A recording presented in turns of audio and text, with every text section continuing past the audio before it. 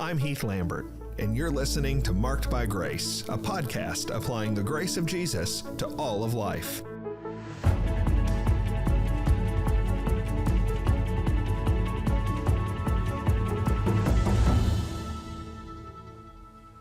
I want to welcome you to Marked by Grace. This is the week of November the 19th, and I love to answer the questions that you send in.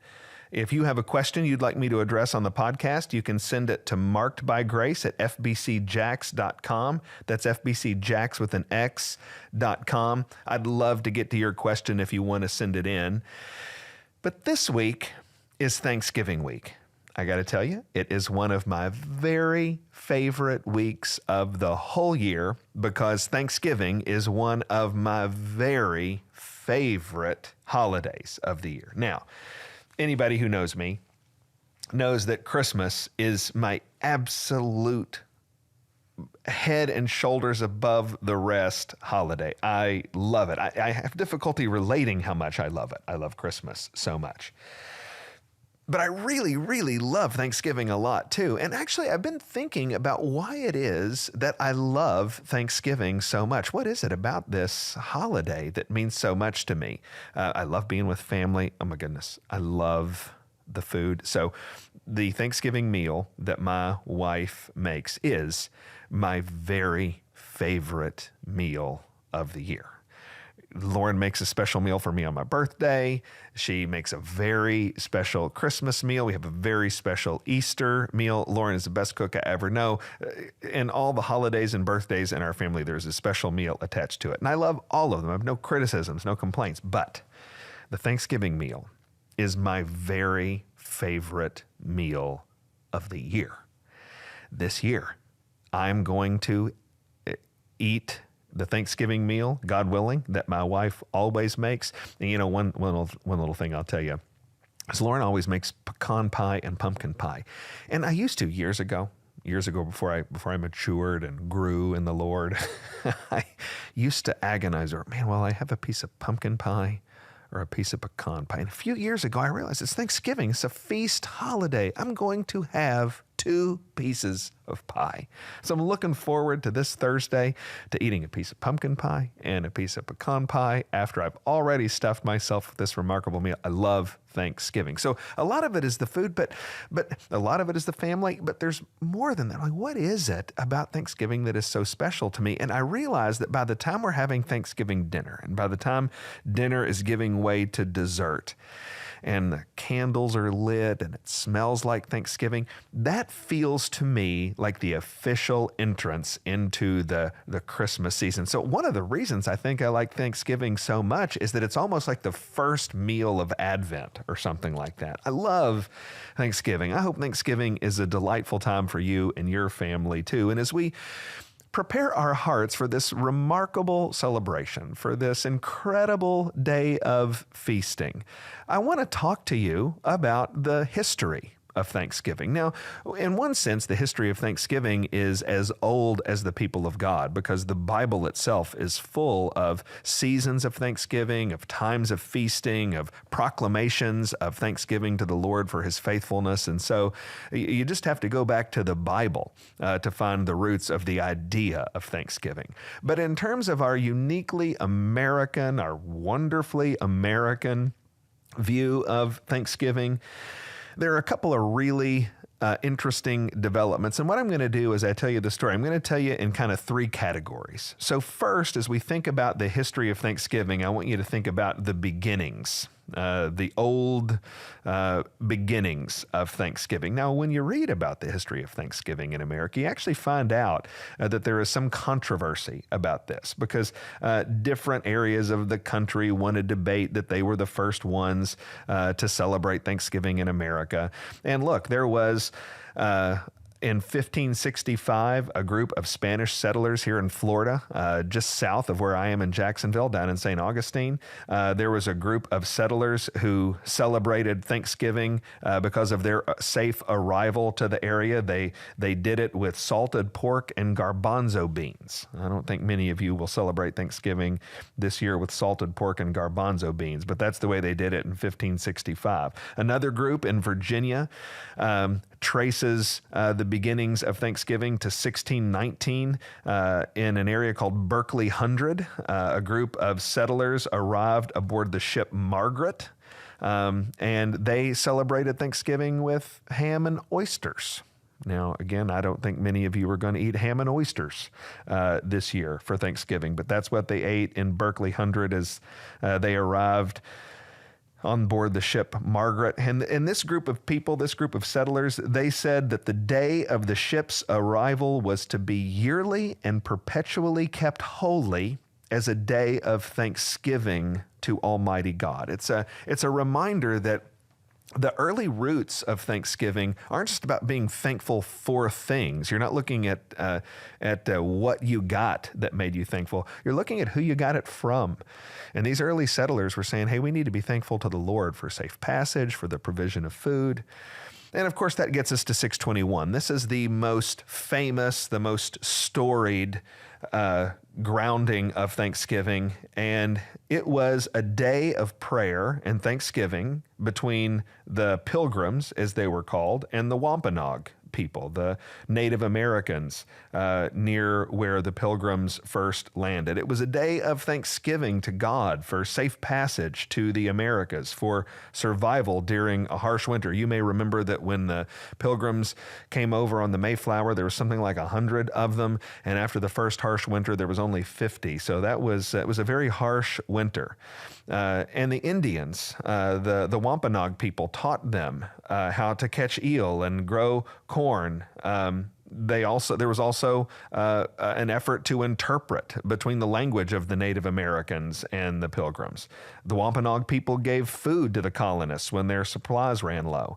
And the celebration in that first Thanksgiving, as it's identified, was for 3 days. It was a celebration of the first harvest. They shared meals together. They shot weapons. They shared food. As best we can tell, there was about 50 survivors from the Mayflower and about 90 Native Americans that were there.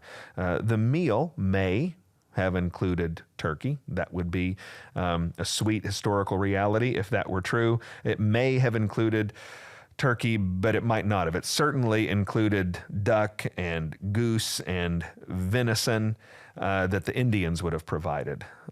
So it was a time of celebration. It was a time of thanksgiving to the Lord for his provision and for his safety. Those are something about the beginnings of our modern celebration of Thanksgiving. I told you I'd tell you the story in 3 parts. When you get past those early beginnings, then we move into this second category of presidential proclamations. In 1789, the first president of the United States, George Washington, gave the first national proclamation of Thanksgiving. When you read Washington's proclamation, which I won't do on the podcast this week, but you can find it very easily online, and when you read it, it was a richly theological proclamation. George Washington wanted the Americans, not yet the United States of America, but George Washington wanted the people to be thankful. He wanted them to be thankful to the living God for all he had done. And after Washington, honestly, presidents were very hit or miss in their presidential proclamations. Some presidents, like Adams, would issue presidential proclamations for Thanksgiving. Other presidents, like Jefferson, would not do it. So it was very hit or miss until the presidency of Abraham Lincoln. And in 1863, right in the heat of the Civil War, after a lot of appeals to the president that there be some sort of national proclamation of Thanksgiving, that there be some sort of national day of Thanksgiving, President Lincoln did indeed call for a national day of Thanksgiving. And he called for a day of, quote, thanksgiving and praise to our beneficent Father who dwelleth in the heavens. My goodness. Can you imagine a president of the United States calling the whole nation today to give thanks and praise to our beneficent Father who lives in heaven? He did it on the last Thursday in November, and that really started the tradition of having an annual day of Thanksgiving on the last Thursday in November. And then in 1870, Ulysses S. Grant signed the Holidays Act, and that made Thanksgiving the first national holiday, and what it meant was that government employees in Washington, D.C. could get the day off on that official national holiday for Thanksgiving. And then in 1939, Franklin Delano Roosevelt did something that he meant to be really helpful. In 1939, Franklin Delano Roosevelt moved the celebration of the holiday from the last Thursday in November to the third Thursday in November. You got to remember that Roosevelt was presiding over the period of the Great Depression, and he wanted to give the American economy a boost, and he wanted to give the American economy a boost at Thanksgiving time by moving the date back a week, because Thanksgiving has, in this modern period, always marked the beginning of the Christmas shopping period. And he thought, well, if we move the holiday back a week, we give retailers another week of earning profits while Americans do their Christmas shopping. And so FDR moved it from the last Thursday in November to the third Thursday in November to help the American economy, and that rounds out this second phase of the history of Thanksgiving, the phase of presidential proclamations. The final phase of our history of Thanksgiving that I'll talk about this week is the third phase, and we'll just call it the current practice.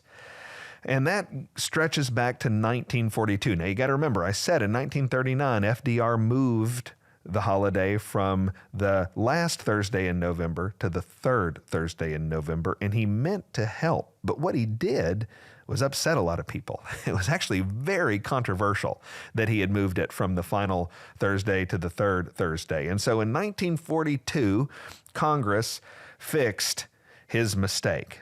And Congress moved Thanksgiving officially to the fourth Thursday in November, and they took it away from the ability of the president to address it.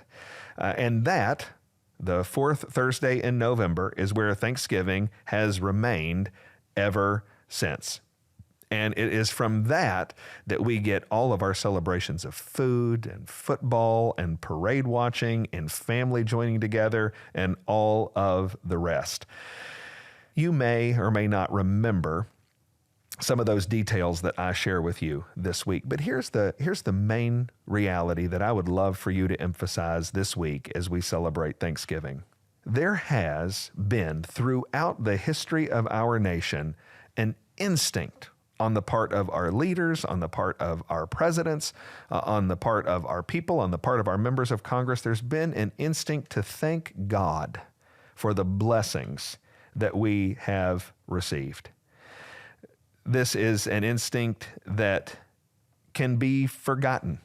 Abraham Lincoln, if you remember from that quote that I read, he reminded us to thank and praise our beneficent Father who dwelleth in heaven.